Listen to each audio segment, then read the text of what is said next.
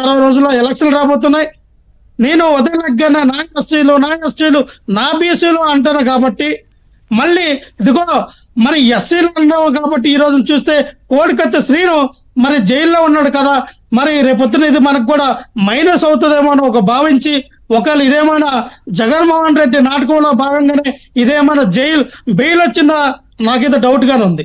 ఎందుకంటే మళ్ళీ ఎస్టీల ఓట్లు కొల్లగొట్టడానికి ఇగో ఈ రోజున శ్రీను బయటకు వచ్చాడని బూచిలా చూపించడానికి, ఒకవేళ ఆయన బయటకు వచ్చినా సరే ఆయన మీద థ్రెట్ ఉంటుందని నేనైతే భావిస్తా ఉన్నా. ఖచ్చితంగా మళ్ళీ ఏమైనా ఆయన మీద దాడి జరిగే అవకాశాలు కూడా ఉండకపోవచ్చు. వారిని కలవడానికి కూడా అంటే ఇష్టపడని ముఖ్యమంత్రి బెయిల్ వచ్చేందుకు ఎందుకు సహకరిస్తారండి? ఎంతకాలం అయితే అంతకాలం జైలు. ఎందుకంటే బెయిల్ రావడానికి జగన్మోహన్ రెడ్డి గారే సహకరించారని నేను అనట్లా. ఇది రాజకీయ క్రీడ. ఖచ్చితంగా కొంత ఓట్ల మేరకు ఆయన సాధించుకోవడానికి ఇది ఒక గేమ్ ప్లాన్ గా ఆయన ఓడుకుంటాడు. ఆయన తన వైపు కాదండి, వ్యతిరేకత పెరుగుతా ఉంది. వారి తల్లి గాని ఆ తర్వాత వారి సోదరుడు గాని నిరాహార దీక్ష వరకు చేస్తా ఉన్నారు. అందరూ వారికి మద్దతు పలుకుతా ఉన్నారు కదా. నేను అదే చెప్తాను సార్, ఈ రోజున దళిత సంఘాలు, హ్యూమన్ రైట్స్ వాళ్ళు, అలాగే లాయర్లు అందరూ కూడా ఒక తాటిపైకి వచ్చి మనోడికి సపోర్ట్ చేయడం, శ్రీనికి అలాగే శ్రీని కూడా జైల్లో నిరాహార దీక్ష చేయడం అంటే ఇవన్నీ కూడా కలిసి వచ్చిన అంశాలు. ఈరోజు నేను చెప్పింది ఏంటంటే ఎస్ జగన్మోహన్ రెడ్డి గారికి ఎస్సీ ఎస్టీల మీద మైనార్టీల మీద ఎవరి మీద ప్రేమ లేదు, కపట ప్రేమ మాత్రం ఉంది, నటిస్తూ ఉన్నాడు. ఇప్పటికైనా కళ్ళు తెరిచి చూడండి. జగన్మోహన్ రెడ్డి ఆ మేక వలె ఉన్నటువంటి పులి లాంటి వాడు, ఆ సాధు జంతువుల కనబడతాడు కానీ బయటికి లోపల ఆయనకి పులి స్వభావం కలాంటి వ్యక్తి. దగ్గరికి వెళ్తే తినేస్తాడు, మింగేస్తాడు.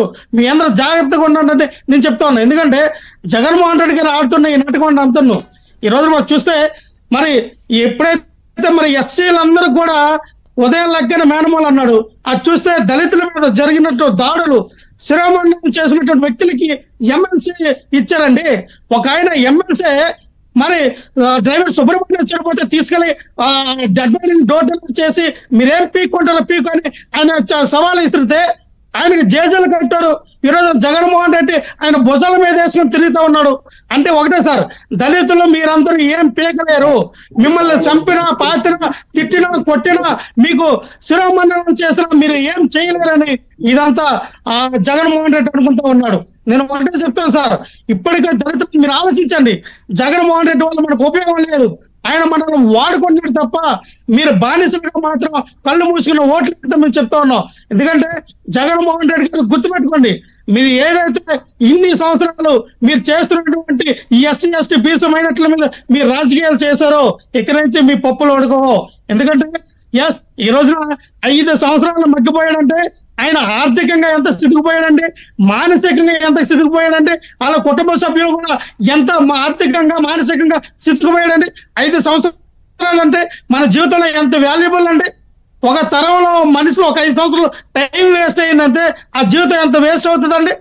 మరి అలాంటి అంటే దళితులని డబ్బులు లేదనక అదే డబ్బులుంటే ఆయన కూడా ఒక 100 కోట్లు వేస్తామంటే ఇప్పటికి ఈ చట్టాలు కూడా సక్రమంగా పనిచేస్తాయేమో ఒకసారి అనిపిస్తుంది సార్ నవీన్ గారు. నిజంగా ఈ చట్టాలు కానీ ఈ యొక్క జడ్జిమెంట్ ఇది ఏదైనా సరే దళితుల మీద ఎందుకు ఇంత అసహనం ఉంటది? దళిత పీడిత ఈ మైనార్టీల మీద, ఎస్సీ ఎస్టీ బీసీల మీద మాత్రమే తగిన ఏమంటారు న్యాయం జరగదు. అది నాకు అర్థం కావట్లా. ఏమో లక్షల కోట్లు 100 కోట్లు ఏమైనా సంపాదిస్తే ఎన్న బెయిల్ ఇస్తారా? ఎవరు చెప్పారు సార్ 5 సంవత్సరాల్లో జైలు మగ్గమని? ఆయన ఏమైనా అంతర్జాతీయ ముఠాకి సంబంధించిన, లేదంటే ఐసీసీ తీవ్రవాద, లేదా పాకిస్తాన్ నుంచి మన దేశాన్ని మన రాష్ట్రాన్ని నాశనం చేయడానికి వచ్చిన ఉగ్రవాద? అదే మీరు ఎలా పెట్టారు 5 సంవత్సరాలు? ఏ కారణం చూపించి పెట్టారు? అంటే ఇక్కడ దళితుల మీద ఏమంటారు, అది ఖచ్చితంగా కక్షపాతం అయితే ఉంది. ఈ రోజున విముక్తి కలిగింది సార్, ఆయనకి బెయిల్ వచ్చింది కాబట్టి విముక్తి కలిగింది. మీరు నిజంగానే ఈ సన్న విషయంలో మేము సంతోషిస్తున్నాం. ఎందుకంటే నిజంగా మా దళితులు డబ్బు లేదు, వీళ్ళందరూ కూడా యూనిట్ అయ్యి మనల్ని కాపాడుతామని ఒక కనీసం ఆలోచన కూడా లేదండి. రక్షణ కల్పించాల్సిన బాధ్యత కూడా ఈ ప్రభుత్వాన్ని వారికి. తర్వాత పోలీసులదే. ఎందుకంటే ఏమైనా జరగవచ్చు అనే విషయంలో వారి కుటుంబ సభ్యులు ఇప్పటికీ ఆందోళన వ్యక్తం చేస్తున్న నేపథ్యంలో ఈ విషయంలో కూడా Definitely గా సార్, ప్రభుత్వం definitely గా, రక్షణ అవును. కల్పించాలి. అవును సార్, రఫీ నవీన్ గారు, గారు నేను అదే యా. చెప్తాను. ఖచ్చితంగా పోలీసు వ్యవస్థ కానివ్వండి, ఎందుకంటే పోలీసు వ్యవస్థ మీద కూడా నమ్మకం లేదు సార్. ఇంతకలా మా సోదరులు ఇంతకలా మరి బాలా గారు చెప్తున్నట్టుగా ఆయన 100%